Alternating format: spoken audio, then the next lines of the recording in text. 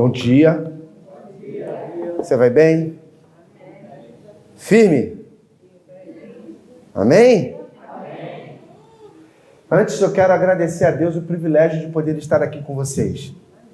Fico muito feliz e agradecido a Deus pelo convite que o irmão Edson me fez, não somente a mim, mas a minha família, de poder estar com vocês. Eu já tenho um tempo que eu estou para vir aqui, né, Santos? A gente nunca consegue coincidir a agenda, né? Mas pela graça de Deus, Ele permitiu que eu estivesse aqui, nessa igreja viva, militante, vibrante, e que sem dúvida nenhuma é mais uma agência de Cristo aqui nessa terra, amém? Quero ler com você um texto bíblico que se encontra no livro de Efésios. Porque o tema da nossa meditação de hoje é como um cristão morre. Como um cristão morre. A gente vai falar sobre isso hoje. Mas antes de eu começar a ler, eu quero que você preste atenção no que você vai ler aí na palavra de Deus. Porque a morte que eu quero falar com você não é a morte física. Não é a morte que todos nós, se Jesus não voltar antes, nós passaremos por ela. Se Jesus não voltar antes. E eu quero que Ele volte logo. Mas pode acontecer, de algum momento ou outro, nós morrermos. Não é a morte física que eu quero conversar com você hoje. Eu quero conversar com você hoje da pior morte que pode acontecer na vida de um ser humano, que é a morte espiritual.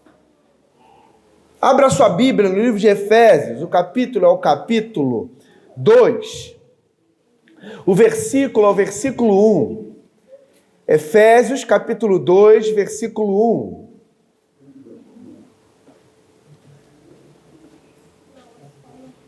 Diz assim, Efésios, capítulo 2, o verso é o verso 1. Ele vos concedeu a vida, estando vós mortos nas vossas transgressões e pecados, nos quais andastes no passado, conforme o curso deste sistema mundial, de acordo com o príncipe do poder do ar, e o espírito que agora está atuando nos que vivem na desobediência. Anteriormente, todos nós também caminhávamos entre eles, buscando satisfazer as vontades da carne, seguindo seus desejos e pensamentos. E éramos, por natureza, destinados à ira. No entanto, Deus, que é rico em misericórdia, por meio do grande amor com quem nos amou, deu-nos vida com Cristo, estando nós ainda mortos em nossos pecados. Portanto, pela graça sois o quê? Salvos. Deus nos ressuscitou com Cristo. E com Ele nos entronizou nos lugares celestiais em Cristo Jesus, para revelar nas eras vindouras a suprema riqueza da sua graça, por intermédio da sua bondade para conosco em Cristo Jesus. Porquanto, pela graça sois salvos, por meio da fé. Isso não vem de vós, é dom de Deus, nem vem por intermédio das obras, a fim de que ninguém venha se orgulhar por esse motivo. Até aqui.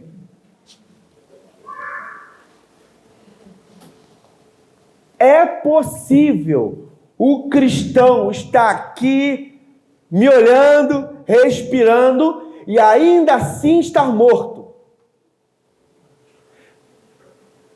Não é estranho, pode até parecer estranho o que eu estou dizendo.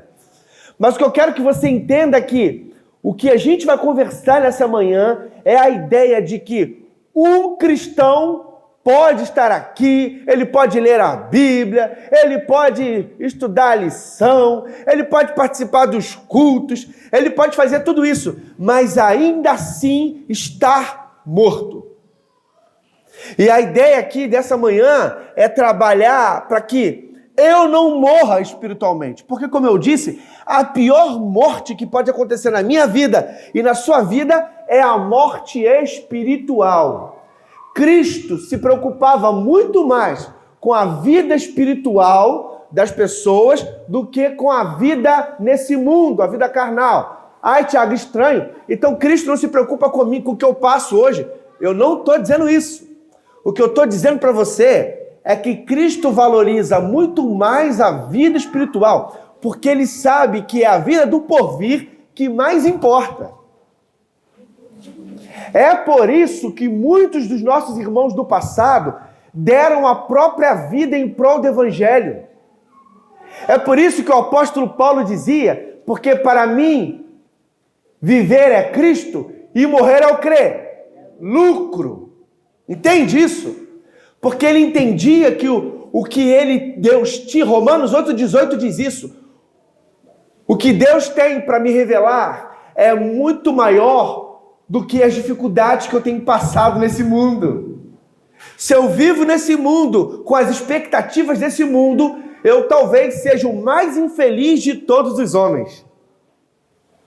Hoje eu quero conversar com você sobre vida, mas não vida que a gente vê nesse mundo aí fora, que somos bombardeados pela mídia, de que viver bem é ter dinheiro, é ter carro assim, é ter casa não sei aonde, é comprar não sei o quê, é viver de não sei o quê. Talvez eu fale para alguém aqui essa manhã que se sente tentado a achar que viver bem é isso, mas querido irmão e irmã, eu quero contar uma coisa para você. Tem gente nesse mundo que é tão pobre, mas tão pobre que só tem dinheiro.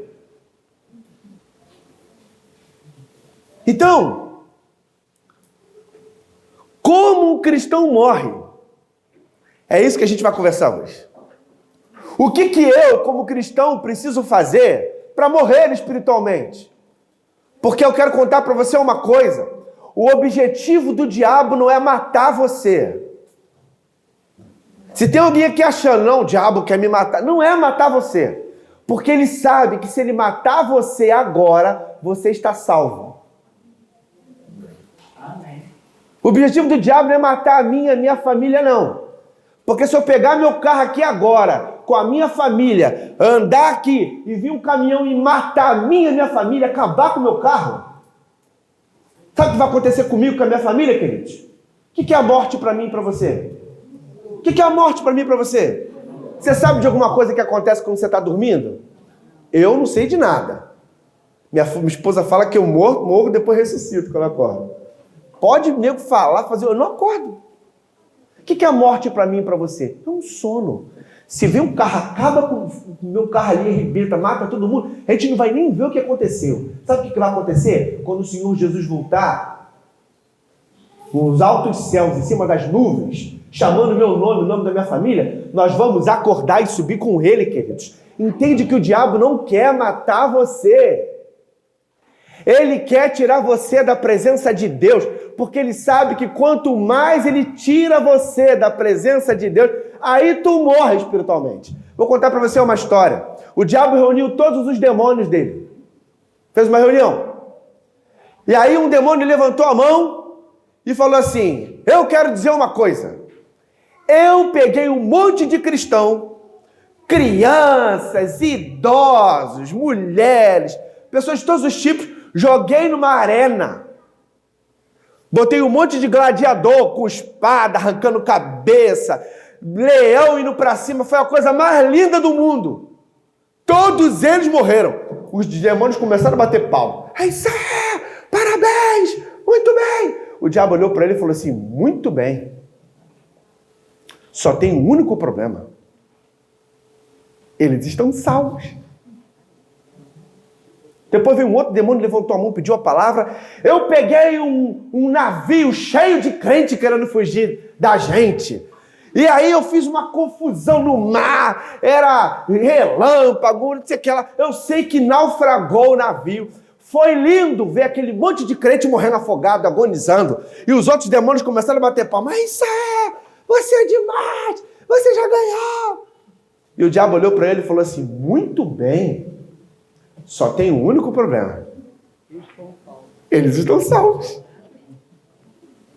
De repente veio um demônio mais experiente, pediu a palavra e falou assim, estou na vida de um cara já vai fazer 20 anos.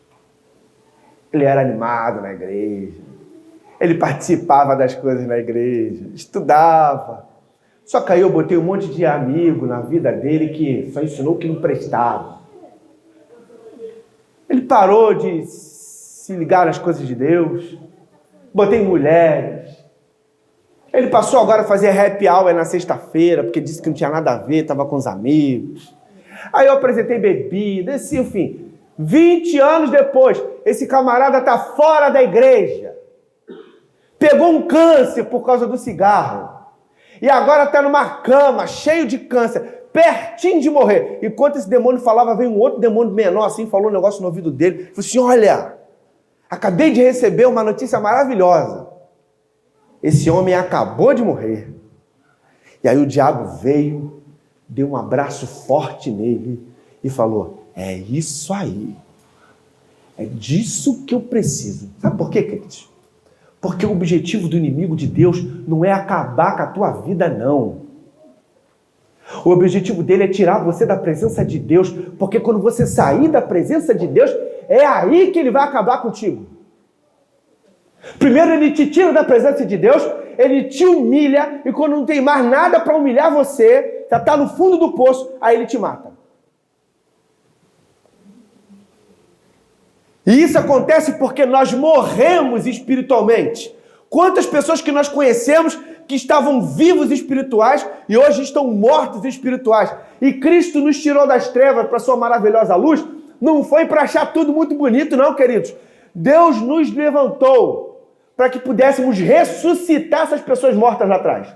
A gente acha que a ressurreição é só pegar alguém que morreu e levantar? Queridos, Cristo ainda ressuscita mortos, queridos. Mas não o morto que você pensa que é o morto espiritual. É por isso que, quando a palavra de Deus entra na vida de uma pessoa, prostitutas viram mulheres honestas, assassinos viram homens corretos. Porque a palavra de Deus tem o poder de ressuscitar vidas. E talvez eu esteja falando para alguém aqui que está morto espiritualmente. Eu não sei quem é você, mas é para você que eu estou falando. Está morto espiritualmente. E olha o que acontece, o que me mata espiritualmente. Eu separei aqui alguns pontos, eu quero meditar com você sobre isso. Primeiro ponto, abra sua Bíblia no livro de 1 Timóteo. 1 Timóteo, o capítulo que eu quero ler com você é o capítulo 2. O versículo é o versículo 1. Olha o que Timóteo vai falar. E esse é o primeiro ponto que mata um cristão. Se ele não fizer, ele vai morrer, tá? 1 Timóteo, capítulo 2, versículo 1 diz assim: antes de tudo, recomendo que se façam súplicas, orações, intercessões e ação de graça em favor de todas as pessoas, pelos reis e por todos aqueles que exercem autoridade, para que tenhamos uma vida tranquila e pacífica, com toda piedade e dignidade. Isto é bom e agradável diante de Deus, nosso Salvador. Sabe qual é o primeiro lugar? Por que o cristão morre? Porque ele não ora. Você quer morrer espiritualmente? Para de orar para você ver o que acontece. A oração é o único meio que nos mantém em relacionamento com Deus. Ah, Tiago, mas é a Bíblia. A Bíblia, sem o poder da oração e sem a interação do Espírito Santo na leitura, não passa de um livro comum. O que transforma a Bíblia num livro sobrenatural é a ação do Espírito Santo mediante a leitura. É por isso que tem um monte de gente aí que tem Bíblia de cabeceira na cama, mas não se converte. Porque a Bíblia por si só, ela não tem efeito. O efeito da palavra de Deus está no poder do Espírito Santo para transformar. E o Espírito Santo só vem através de quê? Oração, súplica. Eu não posso querer que o Espírito Santo tome conta da minha vida se eu não faço por onde. Temos pregado pedindo a Deus reavivamento e reforma, mas nós não temos pedido da forma como se deve a descida do Espírito Santo para transformar a nossa vida. Eu tenho dito isso em alguns lugares que eu tenho passado. Eu estou lendo um livro chamado Batismo do Espírito Santo, de um escritor chamado Dennis Smith. É fácil de encontrar, foi publicado pela Casa Publicadora Brasileira. Dennis Smith diz uma coisa que me assustou, queridos. Ele diz que nós esperamos hoje, e a gente já sabe disso, da chuva o quê? Serôdia. Nós cremos na profecia de Joel, sim ou não? Sim. Nós estamos esperando que a chuva serôdia caia, porque até hoje estamos vivendo de gotas da chuva temporã. A chuva serôdia será um movimento evangelístico, profético, muito maior do que o que foi na chuva temporã. Imagina pessoas vindo, a gente tendo que batizar gente todo dia, aquela confusão santa dentro da igreja. Mas Dennis Smith diz o seguinte, que quando a chuva serôdia cair, vai ter gente que não vai nem perceber que ela está caindo. A pessoa vai estar tão morta espiritualmente que ela não vai nem perceber. Entende isso? Sabe como é que um cristão morre? Quando ele deixa de orar. Para de tentar resolver os seus problemas no braço, no gogó, e passa a resolver os seus problemas de joelhinho no chão, irmão. Está preocupado com o quê? Qual é o teu medo? O que te assusta? Está entregando nas mãos de Deus ou está caindo na pilha do que estão dizendo lá fora? Nós somos o povo de Deus, queridos. O que impede essa igreja de crescer e avançar? O problema, sabe qual é, queridos? É que hoje preocupamos-nos mais com a técnica. Queremos ser eruditos da palavra de Deus. Achamos que sabemos de tudo porque temos a internet. Só que o que Deus precisa, queridos, não é de eruditos, de pessoas, não. Deus precisa de ferramentas. Os discípulos de Cristo eram um com mais dificuldade do que o outro. E os caras, mesmo com toda a dificuldade que eles tinham, colocaram o mundo da época deles de cabeça para baixo. Porque Deus precisa, na verdade, de ferramentas. Então, para o cristão morrer em primeiro lugar, ele tem que parar de orar. Em segundo lugar, Hebreus capítulo 11, versículo 4.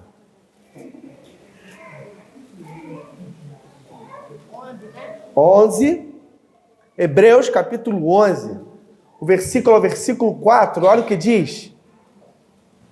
Hebreus 11, capítulo 11, verso 4.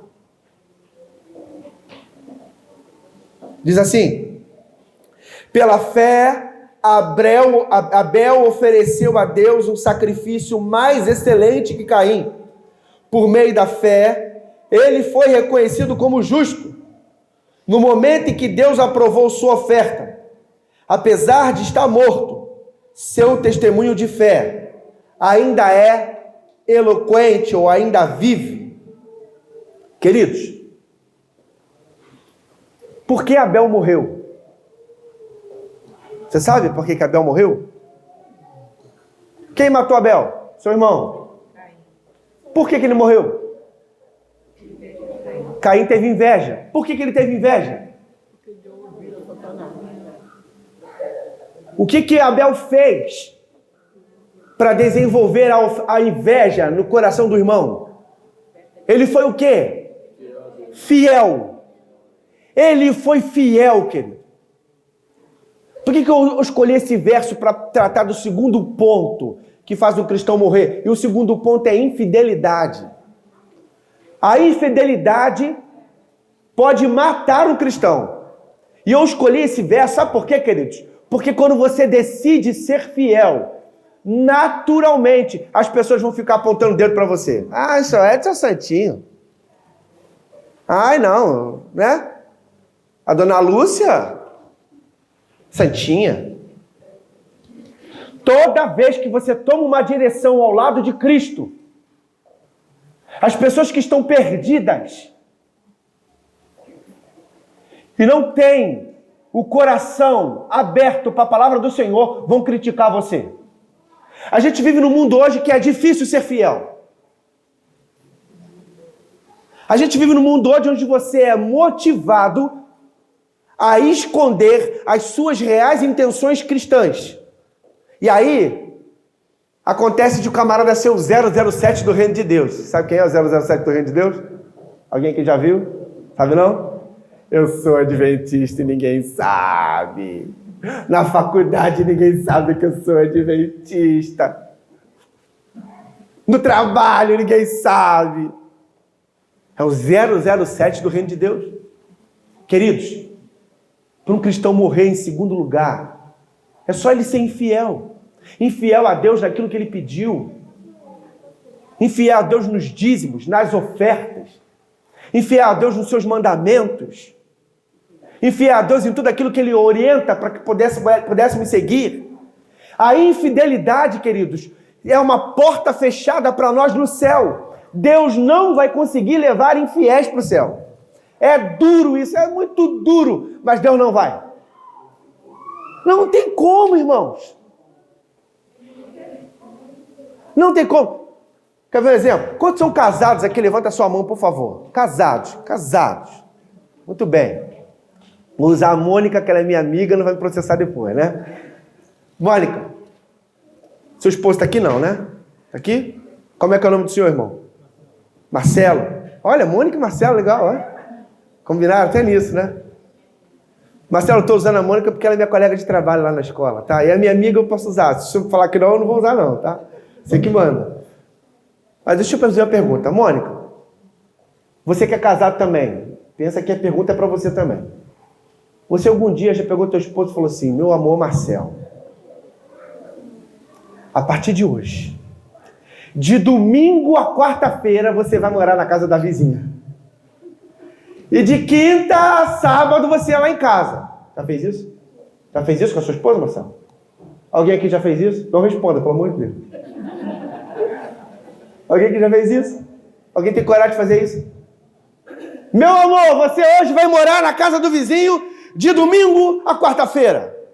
E de quinta a sábado é lá em casa. Alguém faz isso? Por que você não faz isso, Mônica? Fala, pode falar? Hein? Por que você não divide ele com a vizinha? Ela tá rindo. Porque ele é seu, né? Você divide com sua esposa, Marcelo? Por que tu não faz isso, cara?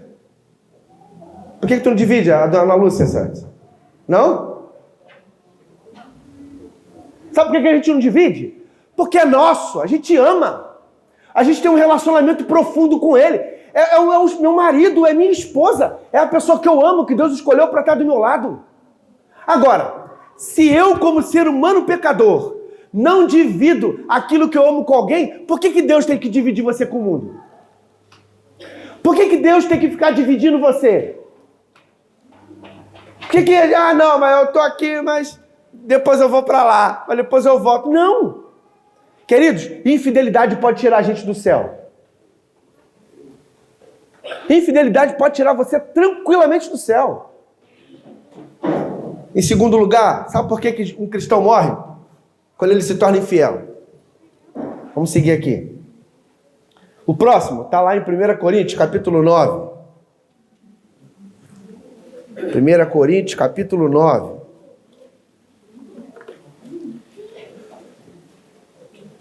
Verso ao verso 16. 1 Coríntios, capítulo 9, versículo 16.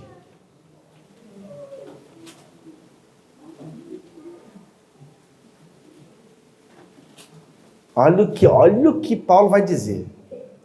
Diz assim: porém, quando prego o evangelho, não vejo como me orgulhar, pois a mim é imposta a obrigação de proclamar. Ai de mim, se eu não pregar o evangelho. Em terceiro lugar, Sabe o que pode matar um cristão? Quando ele parar de pregar. Você quer morrer, querido? Para de pregar o evangelho. Um cristão, queridos, quando Deus nos tirou das trevas e nos trouxe para a sua maravilhosa luz, Ele não nos trouxe para que no dia de sábado nós pudéssemos vir para mostrar nossa roupa nova, para ver o irmão ir embora. Nós vejamos, embora a gente fique feliz com toda a social, aquilo que acontece, hoje vai ter um almoço na igreja, é uma bênção.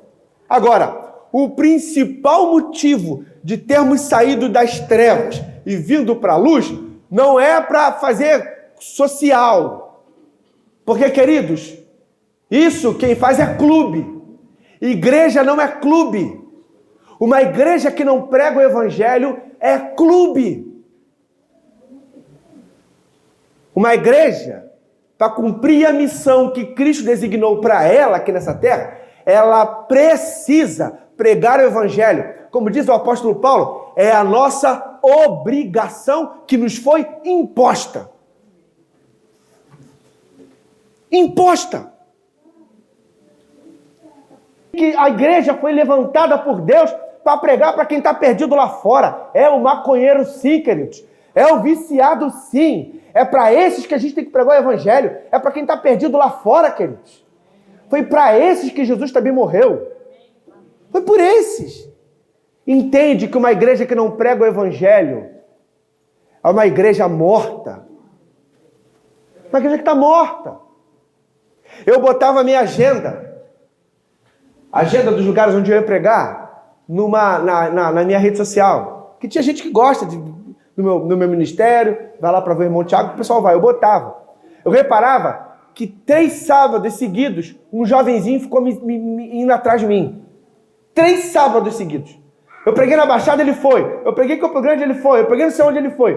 3 sábados. No 4º sábado, eu fui perguntar para ele: o que está acontecendo, cara? Já é a 4ª igreja que eu vejo você. No final do culto, falei com ele. Ele falou: não, tio, vou te explicar. A minha mãe gosta muito de ouvir o senhor pregar. E aí, o que ela faz? Ela tem um pequeno grupo. Aí, o que ela faz? Ela pede para eu gravar e ela bota lá no pequeno grupo lá para o pessoal ver o sermão. Eu fui no pequeno grupo deles, irmãos. Irmãos, mais de 30 pessoas no pequeno grupo. Um monte de gente não adventista assistindo lá, uma câmera toda, né, coisa, uma imagem tal, tudo lá, irmãos. O irmão Tiago falando. Eu falei assim: quer saber? Ele não vai mais precisar gastar o dinheirinho dele da passagem, nada disso não. Eu vou começar a gravar e ficar mandando para ele, vou botar lá na internet para ele poder baixar. Entende, irmãos? O poder da pregação do evangelho. Nós temos meios. Nós temos veículos. O problema é que as pessoas querem usar isso como glamour. Não existe glamour na pregação do evangelho. Existe muito trabalho, irmãos. Agora, como igreja, nós temos 2 opções. Ou a gente acha tudo muito bonito e continua vivendo da forma como a gente está vivendo, ou, irmãos, a gente arregaça as manguinhas e começa a trabalhar em prol da pregação do evangelho em nome de Jesus. É disso que a igreja precisa hoje. Tem gente que é cheia de mimimi. O cara toma moca no trabalho o dia inteiro. Chega na igreja, qualquer coisinha. Estou chateado porque a irmã não me deu bom dia. Aqui não tem isso não, mas tem lugar que tem. Nossa, como eu estou triste. O irmão não me deu a opção para eu ser diaconisa da igreja. Eu quero sair da... Para de mimimi, irmão. Para com isso. Vamos trabalhar, irmãos. Está cheio de coisa para fazer. Quer morrer? Para de pregar o evangelho. Para de pregar o evangelho. Eu estou acabando. Esse é o terceiro, né? Oi? O terceiro é não pregar. 4º lugar. Estou acabando, tá? Hebreus, capítulo 12, versículo 28.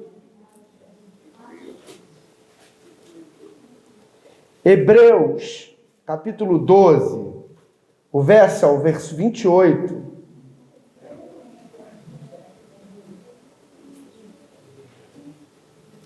Olha só, queridos, olha só esse verso. Hebreus, capítulo 12, versículo 28, diz assim: portanto, já que estamos herdando o reino inabalável, sejamos agradecidos E desse modo, adoremos a Deus com uma atitude aceitável, com toda reverência e temor. E aqui, em quarto lugar, eu quero destacar para você o seguinte: o cristão que morre é o cristão que perde a reverência. Tiago, reverência. Reverência. E quando eu falo reverência, é perder a noção do sagrado. Isso tem a ver com irreverência. Uma pessoa irreverente na igreja é que perde a noção do sagrado. Quer fazer as coisas de Deus de qualquer jeito. Quer fazer as coisas de qualquer jeito. Não quer vir à igreja. Isso também tem a ver com reverência, querido. Não quero vir para a igreja, não. Eu vou contar uma coisa para você. No mundo, a gente tem uma prática. Eu tenho vontade, depois eu faço, não é assim? Exemplo. Você está com vontade de comer uma pizza vegana, bem gostosa. O que você faz? Por que vocês torceram o nariz quando eu falei vegana, gente? Vegana. O que você faz? Não gosto não, irmão. Eu não gosto de mentira. Quando você está com vontade de comer uma pizza, o que você faz? Ou você vai lá, ou pede e vem, não é? Quero tomar um sorvete. Estou com vontade de tomar um sorvete. O que você faz? Você toma. Porque no mundo, a gente tem vontade, depois a gente faz. Na igreja é diferente. Isso, meu irmão, eu gostei da senhora, irmão. Eu gostei dessa irmã. Na igreja, a gente faz para depois ter vontade. Exemplo, queridos, eu nunca vi ninguém dizer assim, nossa, tô com tanta vontade de ler Beneficência Social da irmã White. Já viu alguém pensando assim? Eu não. Mas eu já li o livro. O livro é maravilhoso. Quando você começa a ler, aí você vê a importância que ele tem para a tua vida espiritual. Aconteceu comigo.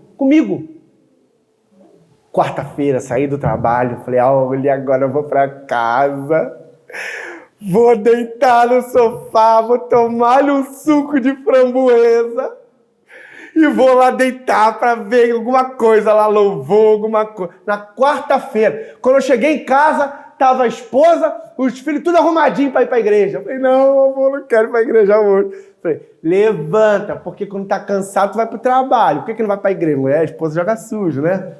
Falei, vambora. Cheguei lá. Na minha igreja no passado, a gente colocava a escala de pregador lá na porta, né? Aí chegamos lá, aí eu olhei assim, eu vou falar o nome dela, que vocês não conhecem ela mesmo, então, cheguei lá, irmã Rose, meu Deus, irmã Rose que vai pregar. Alice, vambora, ninguém me viu, dá tempo de fugir. Falei assim, entra, vamos assistir o culto. E aí eu sentei, queridos. Irmã Rose ia pregar. Irmã Rose se levantou, uma senhorinha se levantou para pregar. Queridos, naquele dia, a irmã Rose, quando começou a abrir a boca e a palavra de Deus para pregar, ela levantou poeira dentro da igreja. Ela pregou um sermão tão poderoso que mexe com o meu coração até hoje. E quando terminou o culto, duas coisas eu senti. A primeira foi vergonha. E a segunda eu pensei assim, se eu não tivesse vindo, eu teria perdido. Porque as coisas de Deus, eu primeiro preciso fazer para depois ter vontade. Entende quando o apóstolo Paulo diz o seguinte, o bem que eu quero fazer, que eu sei que eu devo fazer, eu não faço. Agora, o mal que eu não quero, que eu sei que eu não posso, que eu não devo, é esse que eu faço. Porque todos nós temos uma tendência pecaminosa. O que é a tendência pecaminosa? É algo que nos leva para longe do poder do Espírito Santo de Deus na atuação na nossa vida. Todos nós temos. Quando ele diz assim, a nossa luta não é contra a carne, não é contra o sangue, mas contra as potestades e o principado. Ele está dizendo o seguinte, não luta contra a carne. Exemplo, pensamento positivo, pensamento, eu não vou pecar, não. Vai ficar maluco e vai pecar. Porque não se vence problemas espirituais com questões naturais. As coisas espirituais se discernem espiritualmente, queridos.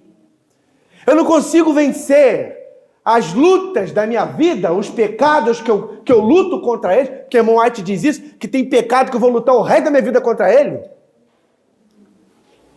Aquele que acha que não, que eu sou infalível. eu não tenho pecado. Tem uma turma aí, um movimento dissidente da igreja aí, que está dizendo isso aí por aí. Nós não temos pecado, né?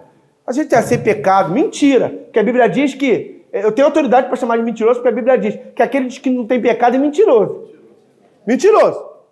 A Bíblia que diz, não sou eu. Então, queridos, se eu tentar vencer as minhas lutas, achando que pensamento positivo e força de vontade vai me ajudar a vencer, eu vou cair todas as vezes. O que me faz vencer as tentações e as lutas que eu enfrento é quanto mais relacionamento eu tenho com Deus. Quer vencer as lutas? Se aproxima de Deus. Fica mais próximo de Deus. Quanto mais perto de Deus, mais perto do céu. Mais perto de Deus, mais perto do céu, mais longe do mundo. Perto de Deus, perto do céu. Longe do mundo, longe do diabo, querido. Longe do diabo, longe do mundo, perto de Deus, perto do céu. Eu entro num processo de santificação. Eu mortifico a carne e vivifico o espírito. Vence quem exerce o maior poder de influência sobre a sua vida. O fato é que a influência externa ela é grande agora. Vence quem exerce o maior poder de influência na nossa família, na nossa casa. E aí eu quero abrir um parênteses para você, querido, que tem filho pequeno.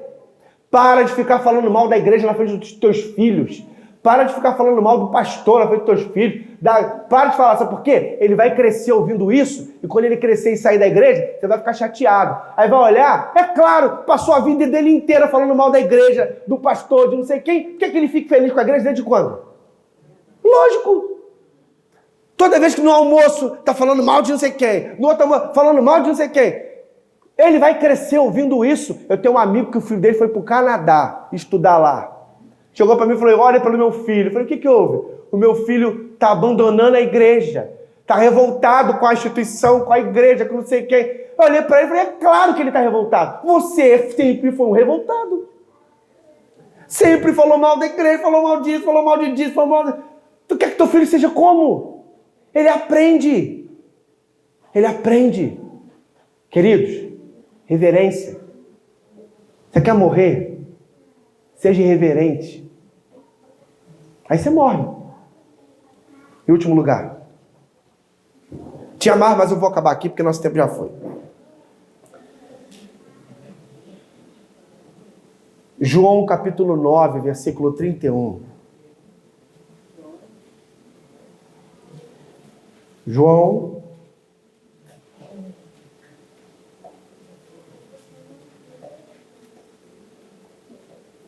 9, 31.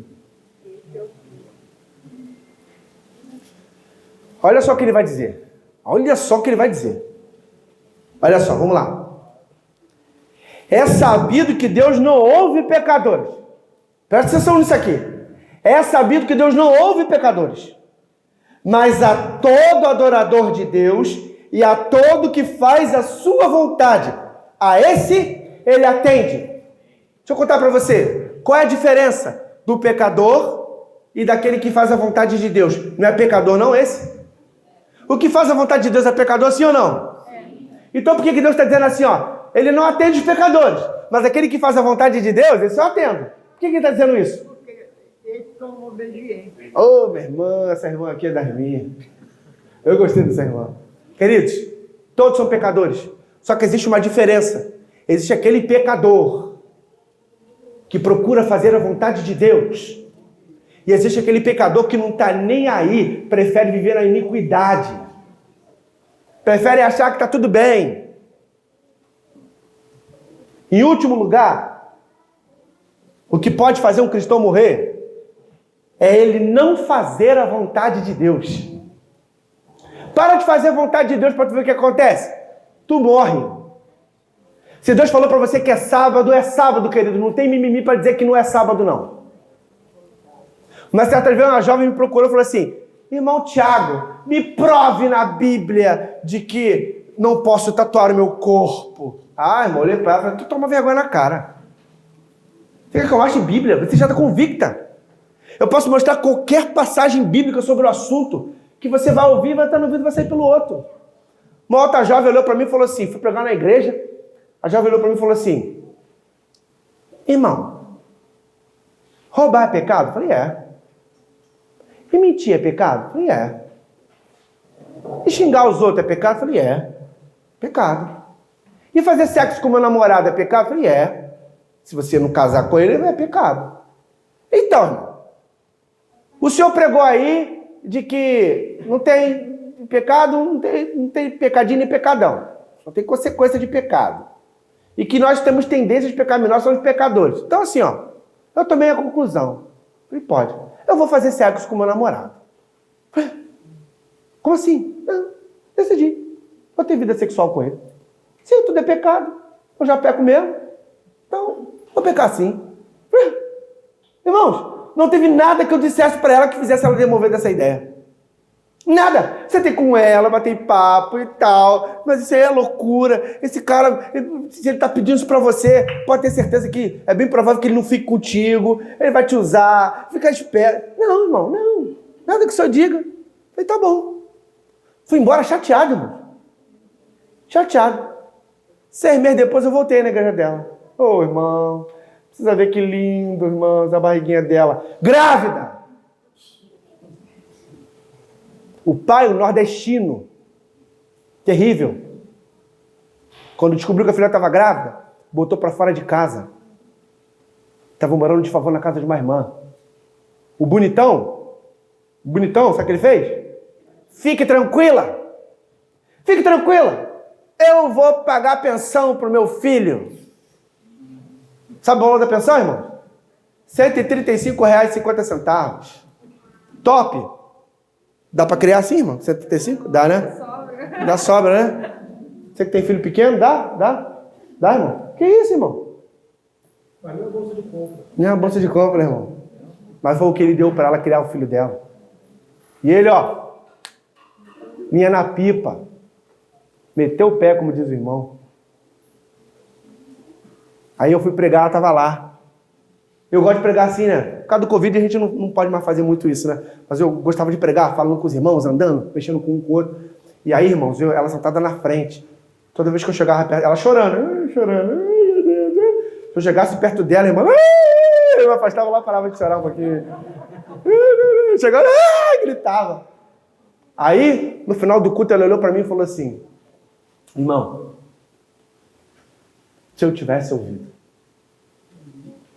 Se eu tivesse ouvido. Ela olhou para mim, minha vida acabou. Eu falei, que a vida acabou? Desde quando o filho mata alguém? Só aumentou. Você agora do nível é hard. Você subiu de nível. Agora era nível médio, agora é nível hard. Entendeu? Aumentou tua responsabilidade agora. Você vai ter que trabalhar, vai ter que abrir mão de coisas que você não precisava abrir no passado. Agora, vai ficar mais difícil, mas não morreu. Você não vai morrer. Não, irmão, mas se eu tivesse ouvido. Aí foi quando ela me contou do bonitão, que foi embora e tal. Então, sabe por quê? Deixou de fazer a vontade de Deus. Deixa de fazer a vontade de Deus para tu ver o que acontece. Deixa. Deixa de fazer a vontade de Deus. Eu quero contar para você uma coisa, eu quero que você guarde bem o que eu vou te dizer. Se você começar a achar que a tua vontade é mais importante do que a vontade de Deus, é melhor você parar agora. Deus não trabalha de acordo com a lógica humana. O dia que o ser humano começar a entender Deus, ele vai deixar de ser Deus. Pode parecer que está tudo dando errado para você hoje, mas pode ser que esteja tudo dando certo. Porque Deus trabalha diferente, queridos. Então somente faça a vontade de Deus. Deus vai cuidar de você. Ele vai te amparar. Quem sustenta a gente não é salário, não, irmãos. Quem sustenta a gente é Deus. Não morra. Fica vivo. Fica vivo. Não morra. Se Deus me dá a oportunidade de voltar aqui, eu digo o restante dos pontos, porque já tem muito tempo já que a gente está aqui. O bom de ter almoço na igreja é esse, né? Que ninguém quer ir embora. Ninguém quer ir embora. Mas eu louvo a Deus, porque eu sei que Deus está cuidando da gente. Talvez eu falei para alguém aqui essa manhã que está tendo dificuldade. Tiago, eu estou com dificuldade. Tiago, eu estou com medo. Eu estou preocupado. Tem tanta coisa acontecendo na minha vida, tanta coisa acontecendo no meu ambiente onde eu vivo. Tem coisas que me apertam. Olha, confia em Deus. Tiago, minha fé está fraquejando. Peça a Deus mais força na sua fé. Eu não sei, talvez alguma coisa esteja te incomodando. Coloca a tua vida nas mãos de Deus. Deixa Deus ser Deus na sua vida. Eu tenho certeza absoluta de que Ele vai te transformar. A Alice vai cantar um hino agora. Ouça o que ela tem para cantar. Ouça o que ela tem para cantar. Se o desejo do seu coração é permitir com que Ele seja o principal para você, se você chegar a essa conclusão, depois de ouvir o que você vai ouvir, eu convido você a se colocar de pé, porque eu quero orar pela tua vida. Que Deus te abençoe. Amém.